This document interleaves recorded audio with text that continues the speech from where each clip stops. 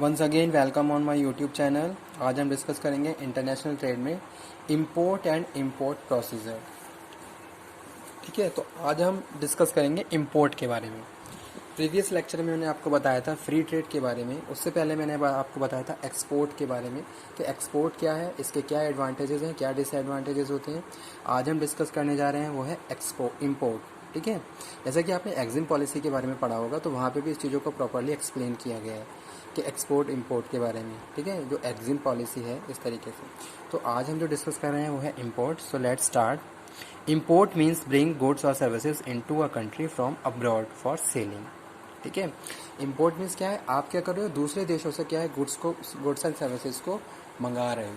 The product which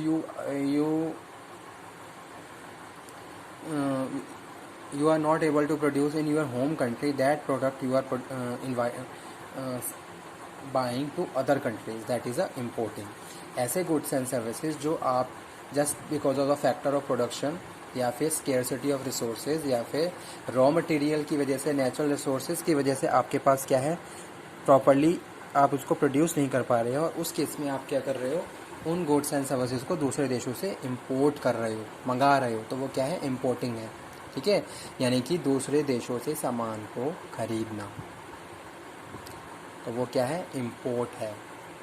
ठीक है, the buyer of such goods and services is refer to importer who is based in the country import. और जो buyer है, जो उन goods and services को खरीद रहा है for selling in their home country, who are importer या फिर हु इज़ इम्पोर्टर।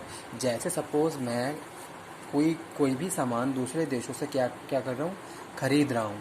ठीक है, अपनी होम कंट्री में जो भी डिमांड आ रही है मार्केट से, उसको सेटिस्फाई करने के लिए, सेल करने के लिए मैं दूसरे देशों से मंगवा रहा हूँ, तो मैं क्या हूँ, इम्पोर्टर हूँ उन गुड्स एंड सर्विसेज का। ठीक है, तो वो यहाँ पे हम बात कर रहे हैं। और ये एक जनरल कॉन्सेप्ट होता है किसका, बिजनेस का, कि अगर मार्केट से डिमांड आ रही है तो आपको सप्लाई प्रॉपर्ली वहाँ पे करनी होती है। जैसा कि आपने इकोनॉमिक्स में पढ़ा होगा, डिमांड और सप्लाई।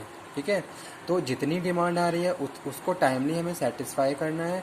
अब आप अगर उन गुड्स एंड सर्विसेज को प्रोड्यूस नहीं कर पा रहे हो या टाइम पे सप्लाई नहीं कर पा रहे हो, तो उस केस में आप क्या करोगे, उन गुड्स को उन देशों से मंगवा लोगे जहां वो गुड्स प्रॉपर्ली प्रोड्यूस किए जा रहे हैं, और as a competitive advantage factor of production के हिसाब से प्रॉपर्ली सारी चीज़ों को वो प्रोड्यूस कर पा रहा है।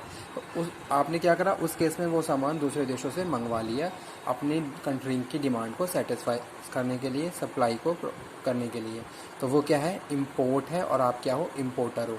ठीक है, तो वो यहाँ पे हम बात कर रहे हैं इंपोर्ट की। तो जनरली जो कॉन्सेप्ट है इंपोर्ट का क्या है, import means buying goods and services into a country from abroad. ठीक है, यानी कि आप क्या कर रहे हो, फॉरेन कंट्रीज यानी कि दूसरे देश से, दूसरे नेशंस से वो सामान मंगा रहे हो, और उस जो आप प्रॉपर्ली प्रोड्यूस नहीं कर पा रहे। ठीक है, तो वो क्या है, यानी कि आपका जो सामान दूसरे देशों से खरीदना है वो क्या है, इंपोर्ट है, और आप क्या हो, इंपोर्टर हो। ठीक है, अब टाइप्स ऑफ इंपोर्ट में हम बात करते हैं डायरेक्ट इंपोर्ट, इनडायरेक्ट इंपोर्ट। तो जैसा कि हमने डिस्कस करा था एक्सपोर्ट में भी, कि या तो हम क्या करते हैं, डायरेक्ट इंपोर्ट कर लेते हैं, या फिर किसी सप्लायर के थ्रू या फिर किसी थर्ड पार्टी के थ्रू हम क्या कर रहे हैं, उन सारी चीज़ों को इंपोर्ट कर रहे हैं। ठीक है, जैसे सपोज कोई भी जैसे सपोज यहाँ पे एग्जांपल ले लेते हैं टेक्नोलॉजी का। पहली चीज़ क्या, टेक्नोलॉजी आप डायरेक्टली किसी दूसरे देशों के साथ क्या कर रहे हो, इंपोर्ट कर रहे हो। ठीक है, तो वो क्या है, आपकी डायरेक्ट इंपोर्टिंग है। यानी कि जो भी मेन ऑर्गेनाइजेशन है वो बिना किसी मीडिएटर के डायरेक्ट किसी दूसरी कंट्री से क्या कर रही है, टेक्नोलॉजी ट्रांसफ़र कर रही है। और अगर हम बात करते हैं मीडिएटर की, तो वो क्या है, इनडायरेक्ट इंपोर्ट है। ठीक है, आपने क्या करा, किसी भी एजेंट के थ्रू किसी दूसरे देशों से गुड्स एंड सर्विसेज को खरीदा, तो वो क्या है, इनडायरेक्ट इंपोर्टिंग है। ठीक है, तो वो यहाँ पे हम बात कर रहे हैं। The procedure for import trade differ from the country to country depending upon the import policy. अब यहाँ पे हम बात कर रहे हैं किसकी, इम्पोर्टिंग की। अगर हम इम्पोर्टिंग की बात करते हैं तो हर कंट्री की अपनी अलग अलग पॉलिसी होती है बिजनेस, इंटरनेशनल बिजनेस के लिए। जहाँ अगर हम इम्पोर्ट की बात करें तो इम्पोर्ट के लिए सारी कंट्रीज़ की अलग अलग पॉलिसी है, ठीक है। अगर हम बात करें यूएसए की तो यूएसए की अलग इम्पोर्ट पॉलिसी है। अगर हम बात करें यूके की तो यूके की अलग इम्पोर्ट पॉलिसी है, ठीक है। अगर हम बात करें चाइना की तो चाइना की अलग इम्पोर्ट पॉलिसी है। Depending upon the import policy the statutory requirements and custom of different countries. अब यहाँ पे हम बात कर रहे हैं किसकी, कस्टम, रूल्स एंड रेगुलेशन, ठीक है, स्टैचुरी रिक्वायरमेंट्स। तो हर कंट्री के जो इकोनॉमिकल फैक्टर्स हैं, जो भी ये सब, वो क्या होते हैं, अलग अलग होते हैं और कंट्री उसी हिसाब से क्या है, पॉलिसी को फ्रेम करती है, ठीक है। अगर हम किसी भी कंट्री से इंपोर्ट कर रहे हैं तो वो ये सारी चीज़ें हमें प्रॉपरली फॉलो करते हुए प्रोडक्ट को इंपोर्ट करना होता है, ठीक है। तो वो यहाँ पे हम बात कर रहे हैं प्रोसीजर में।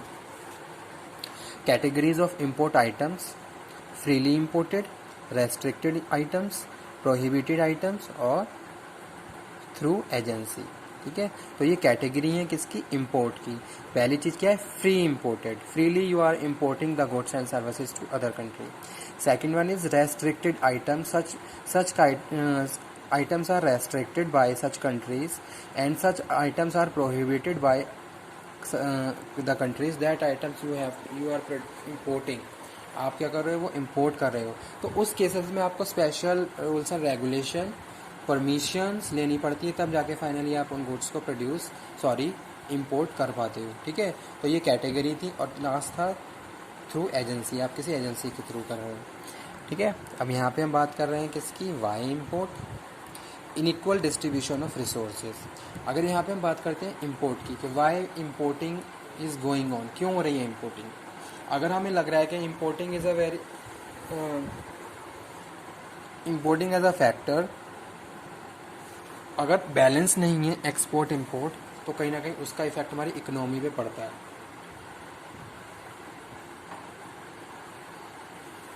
लेकिन फिर भी हम क्या कर रहे हैं, इंपोर्टिंग कर रहे हैं। तो अनइक्वल डिस्ट्रीब्यूशन ऑफ रिसोर्सेज, जैसे यहाँ पे हम बात कर रहे हैं scarcity of resources, proper distribution नहीं है रिसोर्सेज का।